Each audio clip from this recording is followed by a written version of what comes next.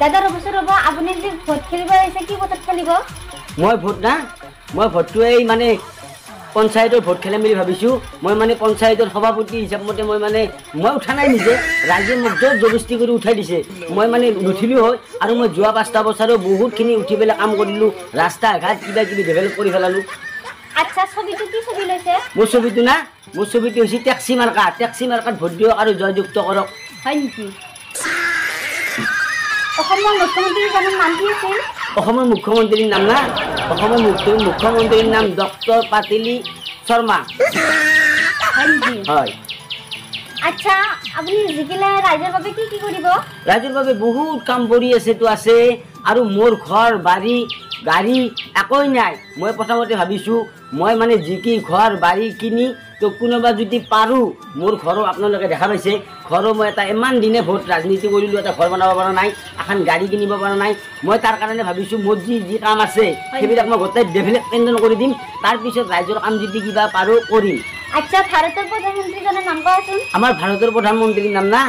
doctor Shahrukh Khan Sharma হয় হয় জানো মই এইবিলাক মই গোটেই জানোৱেই দাদা আমাৰ ৰাজ্যপালৰ নাম কি ৰাজ্যপালৰ নাম হৈছে শ্ৰী হৰকান্ত বৰুৱা হয় আৰু মই আপোনালোকে দেখিবলৈ পাইছে মই যোৱা 5টা বছৰে উঠি পেলাই আকৌ কৰবাত নলিও তো মই এটা সৰু সুৰা এটা চুইচ গেট এটা মই কিমান পানী আহিছিল মানুহ মাখনৰ সেই পানীবিলাকৰ কাৰণে কিমান অসুবিধা আছিল সেই চুইচ গেটটোত মই পুৰা একদম মানে জাল লাগে বন্ধ কৰি দিয়া বন্ধ কৰাৰ চেষ্টা কৰিছোঁ তো এইটো আপোনালোকৰে আশীৰ্বাদ আপোনালোকৰে মানে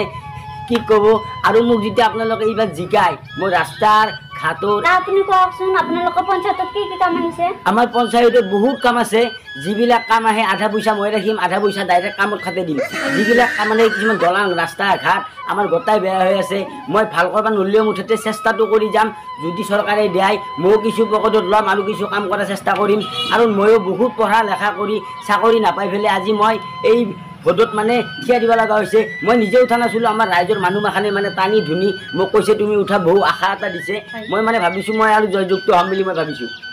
আচ্ছা আপোনাৰ সমষ্টি কি মোৰ সমষ্টি জমপুৰী থানা দিছপুৰ আচ্ছা দাদা আপুনি কোনটো পঞ্চায়তৰ কোনটো ৱাৰ্ড নম্বৰ ৰখাইছে আমাৰ পঞ্চায়তৰ ৱাৰ্ড নম্বৰ না ৱাৰ্ড নম্বৰ হৈছে জমপুৰী থানা হৈছে অমপুৰী তো আমাৰ এই তো